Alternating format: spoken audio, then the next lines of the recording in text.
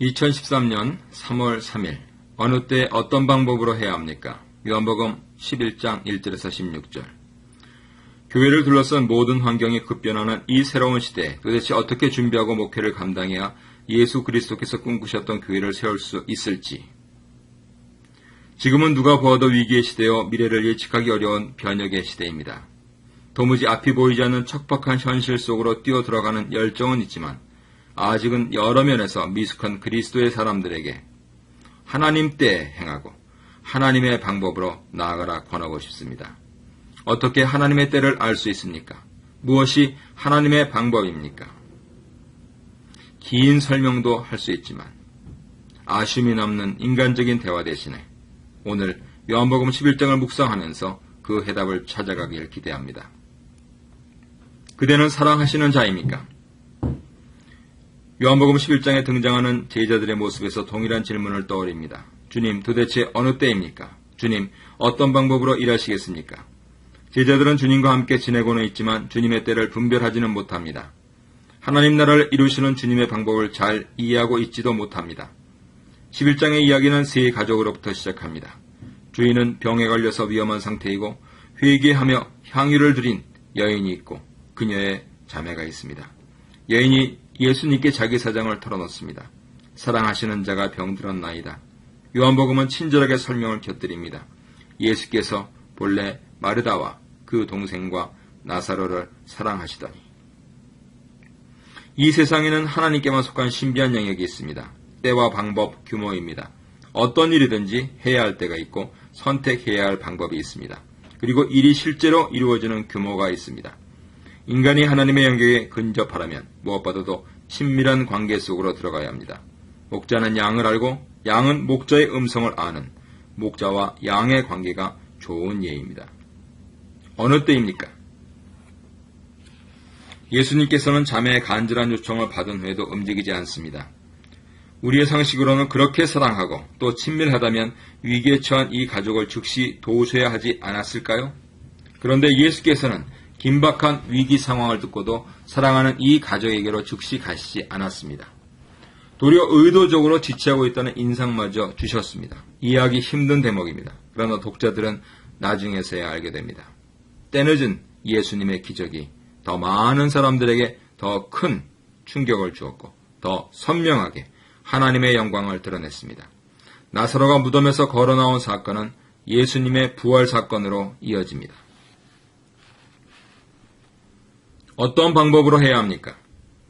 예수님의 일행이 베다니에 도착했을 때 나사로는 이미 죽었습니다. 병든 사람이 아니라 무덤에 있는 사람이었습니다. 여기서 우리는 하나님께서 일하시는 방법을 비로소 볼 수 있습니다. 병든 사람을 치유하시는 표적이 아니라 죽은 사람을 살리시는 길을 보여주신 것입니다.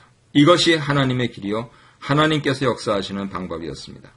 이를 통해 예수 그리스도께서 앞으로 걸어가실 길이 명확해졌습니다. 지금은 제자들이 이해할 수 없지만 나중에 이 시점을 돌아볼 때 그들은 보는 눈이 열리게 될 것입니다. 나사로가 수족을 배로 동인 채로 걸어 나옴으로써 하나님의 방법이 명확해졌습니다. 이 장면을 보면서 오늘 우리는 나는 부활이요 생명이라는 선언을 좀 더 선명하게 깨닫게 될 것입니다.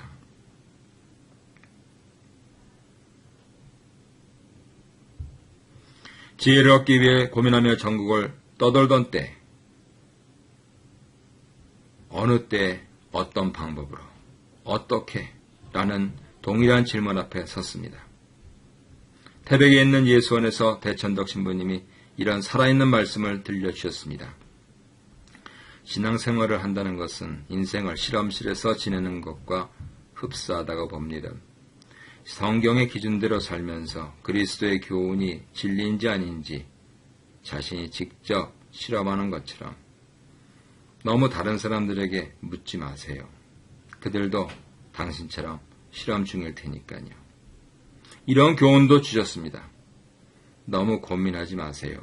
너무 머뭇거리지 마세요. 그리스도인으로서 산다는 것은 일생의 모험 속에 몸을 던지는 것입니다. 북극탐험대 대원으로 지원하는 것 같다고나 할까요?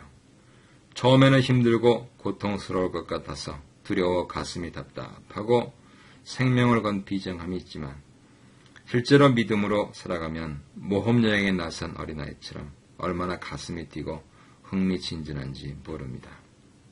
젊은 시절 제가 그랬습니다.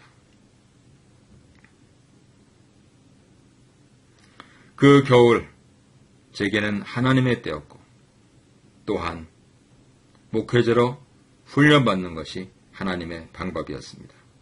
그리고 수십 년의 세월이 흘렀습니다. 목회 초기에 개인의 노력과 스스로의 능력으로 일하려고 밤을 지새우는 일이 자주 있었을 때 제 한계에 스스로 부딪혀서 앞으로 나아가지 못했습니다.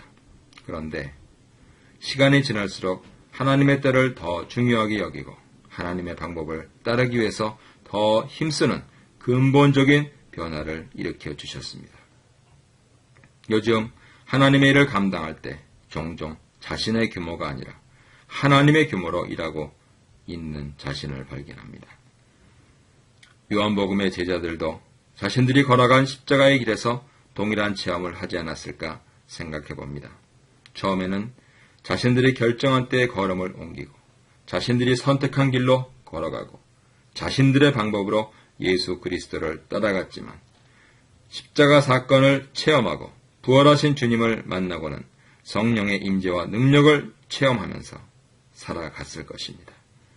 하나님 때에 하나님 방법으로 하나님의 길로 하나님의 규모로 살아가는 진짜 그리스도의 제자가 되었을 것입니다.